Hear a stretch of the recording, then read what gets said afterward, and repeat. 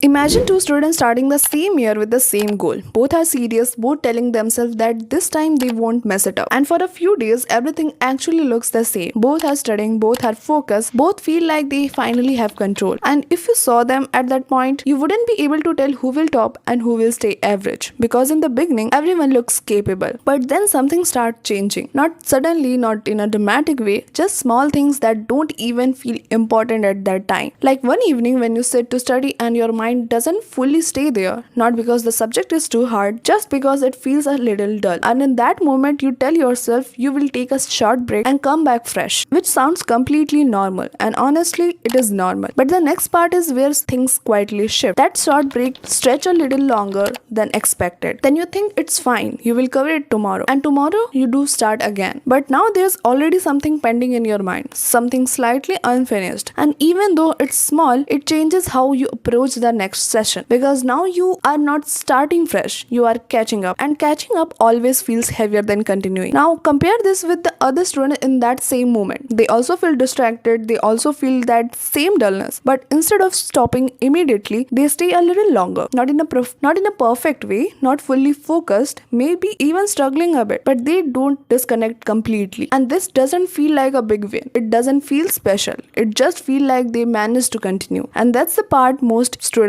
ignore, because in that moment both action feels almost equal. One stopped, one continued. No big deal. But that no big deal moment is actually where the direction starts changing. If you look at your own routine carefully, you will notice that most of your days don't collapse in one shot. They slowly drift. You don't suddenly decide to waste the whole day. You just delay one thing, then adjust another, then skip something small, and before you realize it, the day is gone. And the strange part is, it doesn't feel like you did something wrong. It just feels like the day didn't go as planned. And this is where psychology explains something very important. Your brain doesn't judge actions based on long-term impact. It reacts based on immediate feeling. So when you choose to delay or take a break, your brain rewards you instantly with relief. And that relief is enough for your brain to repeat the same behavior next time. So now it's not about right or wrong. It's about what felt easier. And your brain always remembers what felt easier. This is exactly why the pattern repeats without you even noticing it, because you are not making a conscious decision to fall behind. You are just responding to small moments in a way that feels comfortable, and over time those small responses becomes your default behavior. Now here's where it gets even more interesting. There's a concept called the domino effect, where one small action sets off a chain of reactions. And in studies, that first domino is not something big like studying 10 hours. It's that one small decision in a normal movement where you either stay or you leave. For example, imagine you plan to revise one chapter. You start well, you're going fine, and then midway you feel slightly bored and you stop, thinking you will do it later. Now what happened is not just one chapter is left. Your brain also registered that stopping in the middle is acceptable. So next time you are more like to stop again. On the other hand, if you continue that same chapter even when it feels a little boring, your brain registers something else, that continuing is possible even without perfect mood. And that changes how you approach the next task. This is how small actions start building a chain. Not loudly, not instantly, but steadily. There's also another layer to this that most students don't realize, and that is how they treat normal days. Because not every day feels intense or productive. Most days are just average, nothing special, and this is where most people lose consistency, because they think only high energy days matter. But toppers don't depend on those rare high energy days. They use normal days, even if it's just 60% effort, even if it's not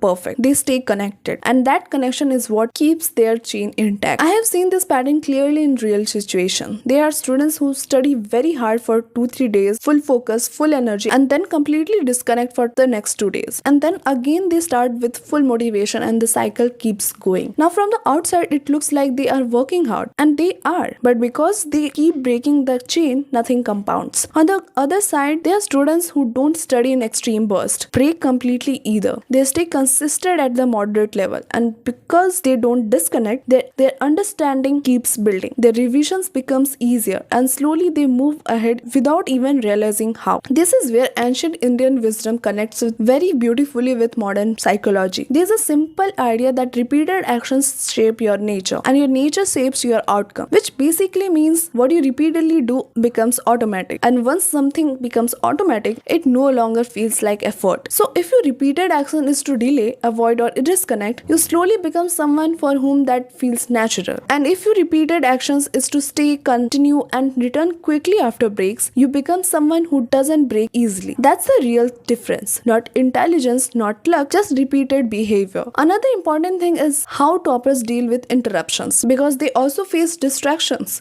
They also feel like checking their phone, they also get bored, but the difference is they don't let one distraction turn into a long distraction. They come back faster. For example, if they check their phone for 10 minutes, they don't extend it to 1 hour by saying, now the day is already ruined. They just return, and that simple habit saves them from losing entire days. Most students don't lose because they got distracted. They lose because they didn't come back, and that gap keeps growing. Now, if you bring all of this together, something becomes very clear. The difference between toppers and average students is not created in exams. It's created in normal days, in small moments, in decisions that don't even feel important at that time. And that's why most people don't fix it, because they are looking for a big reason, big change, a big strategy. But the real shift is much smaller. It's about catching the one moment where you usually drift, where you say, I'll do it later. And instead of trying to become perfect there, you just don't break completely. You continue a little, even if it's messy, even if it's slow, because that's your first domino. And once the one stays, the next one doesn't need as much effort. And then the next becomes easier.